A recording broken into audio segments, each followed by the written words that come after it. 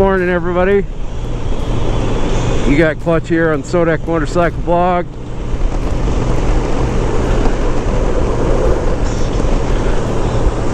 We're rolling down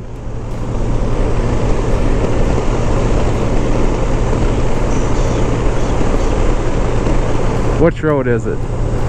Lower Norwood Road.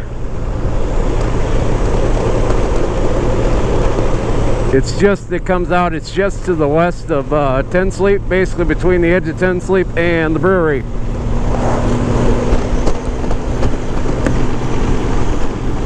And a few things I read said this is an awesome road.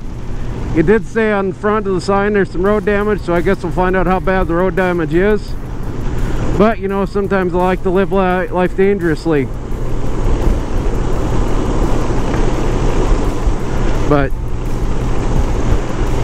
anyways, we gotta keep rolling.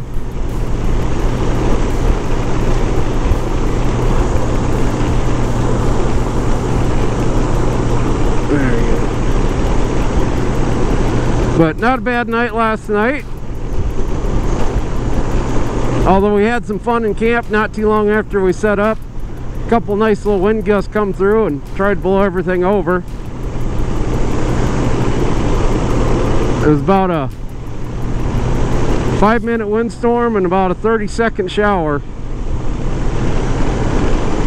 few of the tents stayed up, a few of them blew down, but you know, not a big deal. And sometimes it's like stuff like that, you almost want the tent to blow over. I'd rather have the tent blow over than it rip apart in the wind. So after that, it cleared up, became a decent night.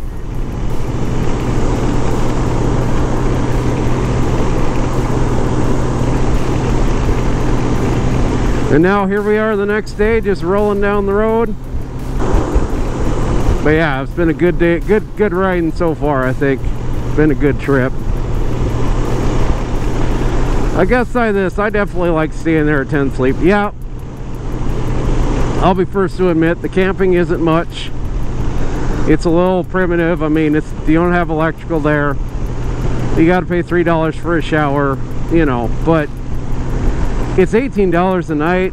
For $18 a night, I don't know if you can get a lot better. Plus, you got nice things like you got a bar there. If you don't like beer, well, you got food there too. Like there's Linda's Fry Bread is set up again this year, and well, once again, her fry bread is absolutely freaking awesome. Just great fry bread. It's awesome. Love it. So, I mean, a lot of good stuff there. It's kind of in the middle of nowhere, but the one thing about it, I think they make a killing on those showers, because I mean, we had a van life convention there last night, just van after van after van pulling in and grabbing their towels and walking back to the showers and walking out with the beer in hand. And but with the amount of dispersed camping that's going on around this area, all right, we'll see how bad the damage is. Road damage. Really? That's what we're freaking out about, guys? That's nothing. Anyways,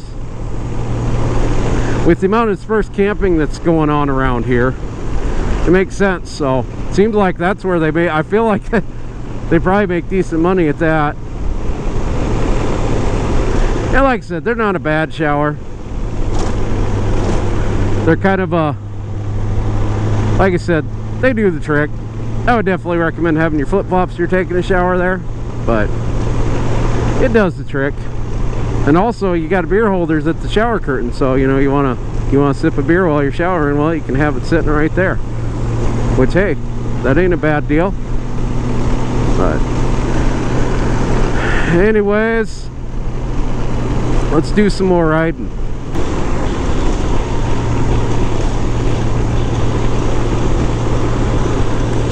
That's where it gets really cool.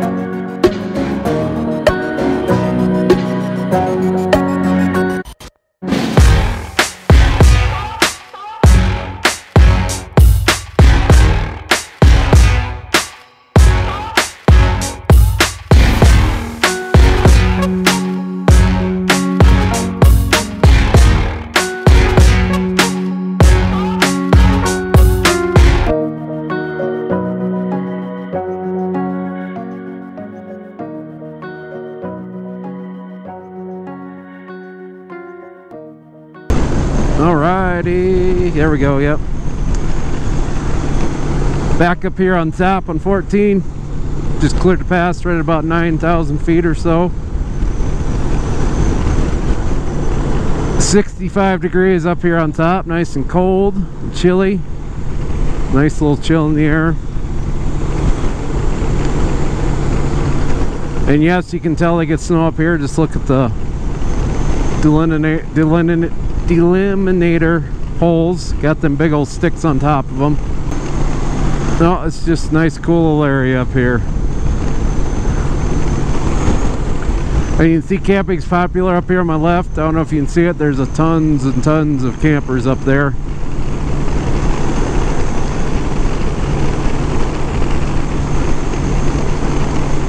And I think a good chunk of this is dispersed camping too, so not a lot of services, but definitely some space.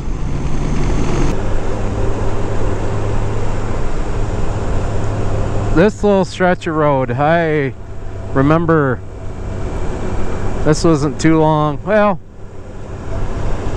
this is when I worked in Gillette. Well, I worked with the guy there. He lived in Cody, so we decided to go to Cody for, you know, vacation days. And well, the weather was pretty much garbage the whole time. Like that was when we went over Beartooth Pass, and it was like 25 degrees and freezing cold. Like we didn't even ride in Yellowstone because the weather was just garbage that day. And just the garbage weather the whole damn time.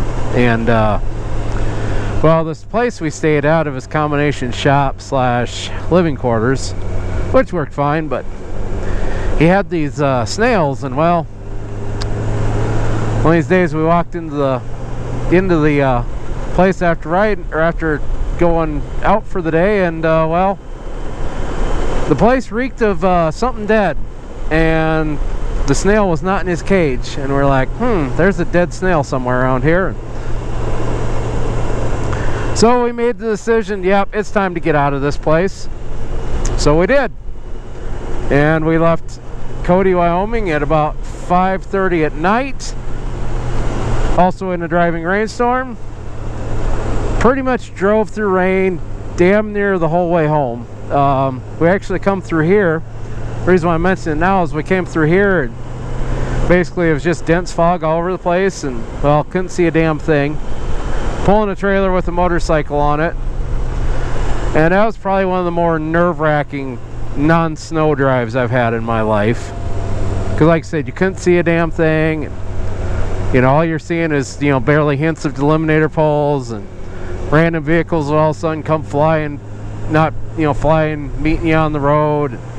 Oh, that was nerve-wracking. Damn near hit a deer on I-90.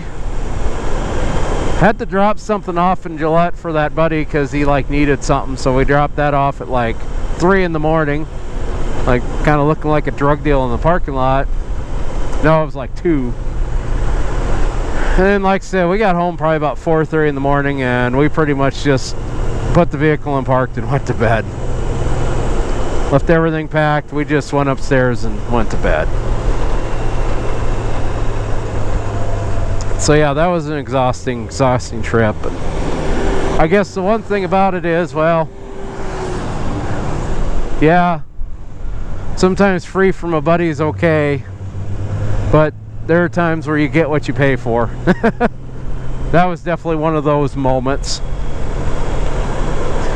But we were young, we were pretty broke. It was like, well, we still wanted to do some stuff, so that's when we were in the phase of like staying at like the $35 a night Super 8 that you're kind of worried if you got bed bugs or not. We also stayed at, I think it was the year after that, we stayed at a Super 8 in Brighton, Colorado, and my God, like $40 a night, but that bed was pretty much like sleeping on the ground. In fact, I think the ground would have been more comfortable. But is what it is, you know. What's funny about all that is I've kind of regressed right back into, well, let's sleep in not comfortably. Air mattress, tents, but I will say this. That tent I have is flipping awesome. Like, my wife spoiled me too good on that tent. I like the fact that I can air mattress it. I also got a cot that they'll probably fit in there just fine if I wanted to use a cot. I don't know, maybe next time I'll do that. But it's really nice to have, you know, pretty decent living quarters. And that tent's so damn big. Cause like the options were the 2-person or the 4-person, and it was only like 50 bucks more for the 4-person, and frankly, I got more room than I'll ever need in there.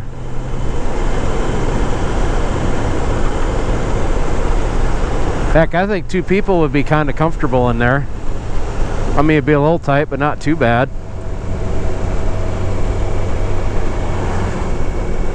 The only thing, the rain fly is kind of wonky on it, but what's nice about it is it's a combination rain fly and vestibule, so you got a little spot outside your tent if you want to, like, say, leave your boots there or something like that, which is kind of nice. And I could see how, especially having it out the backside, that'd be a handy place to, like, put, like, your, if you got clothes in a waterproof bag, something like that, that'd be a good spot to stick everything. So I definitely think 2 people could fit in it fairly decently.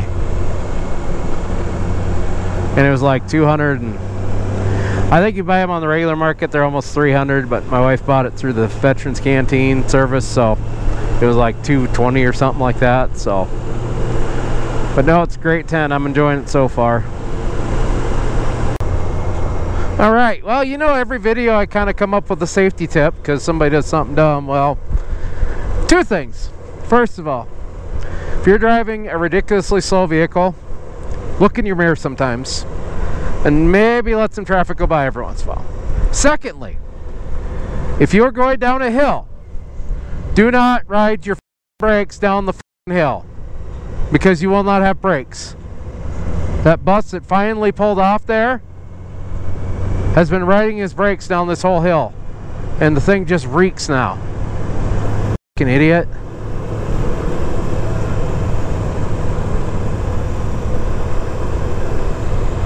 At least he's gonna cool down his brakes, because he can't have any brakes left. Like, we've been smelling brakes for the last 5 miles, dude. And trust me, some of you say, oh well, it's somebody else. Nope, that was not. Trust me. The biggest thing riding their brakes all the way down the hill was that stupid bus RV monstrosity thing. So, like I said, you have an odd load, shift to a lower gear. When you're braking, don't just ride the brakes. Basically, kind of what you want to do is you want to slow down. Like, pick your safe speed, right? Let's say your safe speed's 35 miles an hour. So you slow down to like 30, let off the brakes. Excuse me. When you hit 35, hit the brakes again. Slow down to 30, let the brakes off. The reason you do that is so that, well, you can keep your brakes cool. And it's a much more efficient way to slow down than, and actually it's the way they teach you how to slow down a semi down the hill, is that way. Now, I understand everybody's got Jake brakes, but either way, that's how you do it. I'll do it when I'm pulling my trailer behind my pickup all the time if I'm going down a hill. I pick my safe speed, I get to that speed, I slow down 5 miles an hour, and I let off the brakes. It works phenomenal. It works very good. And it'll save your brakes.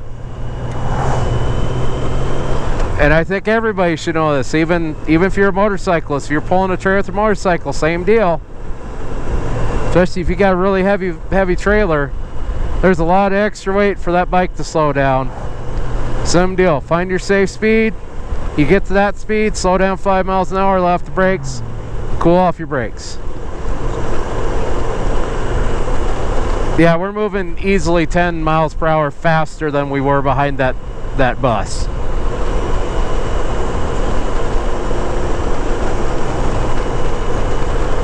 I mean, I don't know what took him so long. I suppose he had to look back and see he had a miles worth of traffic behind him, but just think about it, all right? Now, I'm not saying if you're driving the speed limit, screw it. You don't have to do a damn thing. But Let me put it this way. It's a 65 mile per hour zone. Most of the corners are 50 to 55 miles an hour. And he's riding his brakes doing 25 to 30. That's ridiculous. Move over.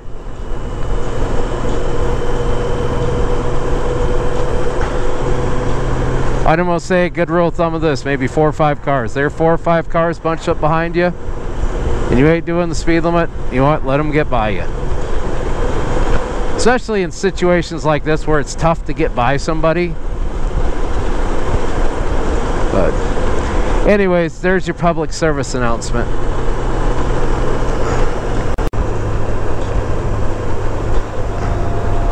Alrighty. Well, we're gone up the Bighorns again, and we're going back down the Bighorns again. Down here in Shell Canyon. So I will say this, it's not like there's a ton of roads that are paved in the Bighorns you can ride around on. But I'd say if you're passing through and you can afford to take an extra day, you know what, take an extra day. Go take a loop of the Bighorns. You can do it in a day. It's a longer day, but you know, stop here for a night, 2 nights, and just take a loop of the Bighorns. I would recommend it. I don't think you'd regret it. I mean, you won't need any more longer than that, but like a weekend like we're doing here, or we come out on Friday, we rode the loop on Saturday, and we're going back Sunday, almost is perfect. Like, this is a, for us that live in the Black Hills and we want to get out of the hills for a weekend on a 3-day, this is a perfect way to do it.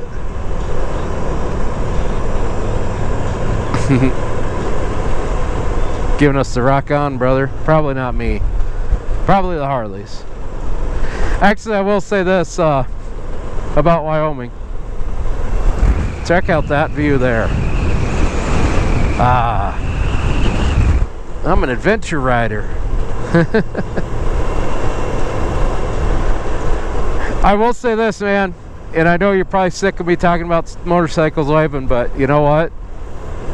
Once again, it's funny. You get away from the Black Hills and all the cool guys, and it's amazing. Everyone flipping waves at you. It's quite funny to me. It really is. But just something about the Black Hills, man. People are just too cool in that area, I guess. They got a level of coolness that I'm never gonna understand. That's okay, but anyways, end of day 2. It's been a good day. Got up, took that little road there by 10 Sleep. Wasn't too bad of a road. It's a little bit of a rough road, but it's not a terrible road by any means. I feel like that was a little better than going down to Warland and back up. Showed these guys Shell Falls for the first time. They liked it. What else? Oh yeah, so we stopped at a place in Ranchester called the basically the Buckshot Saloon and Grill.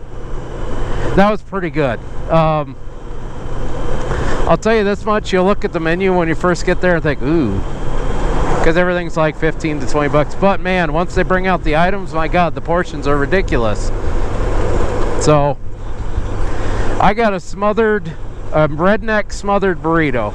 Basically, they take a burrito and they put brown gravy on top of it, which their brown gravy is really good, by the way. And then you get something on the side like fries, tots, whatever. Well, I told them I wanted tots, and they said, do you want beer cheese or anything on them? I'm like, yeah, I'll take beer cheese on them. And well, they brought them out, had the cheese on them, but they also had brown gravy on them. So it was the tater tots and the brown gravy and the beer cheese on top, and it was flipping amazing. Like, it was kind of a well, basically it was kind of a poutine without the cheese curds. It was kind of a weird little, almost like a poutine, which is awesome, by the way, too. And God, yes, that was like, absolutely do that. But the portions were absolutely huge. Like, I couldn't finish my meal.